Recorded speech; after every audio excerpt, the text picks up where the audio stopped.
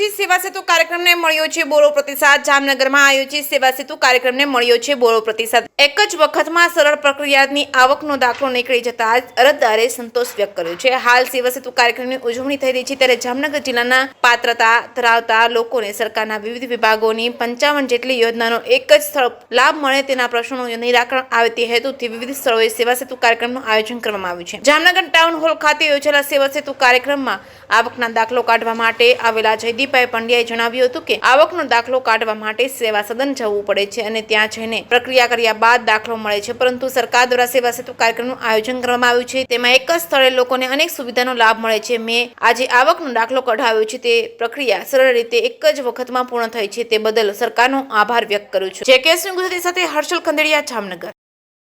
મારું નામ જયદીપ કમલેશભાઈ પંડ્યા છે। આપણે ટાઉન હોલ ખાતે સેવા સેતુ કાર્યક્રમ હતો આજનો, તો એમાં આવકનો દાખલો મારે કઢાવવાનો હતો, એના માટે આવ્યા હતા।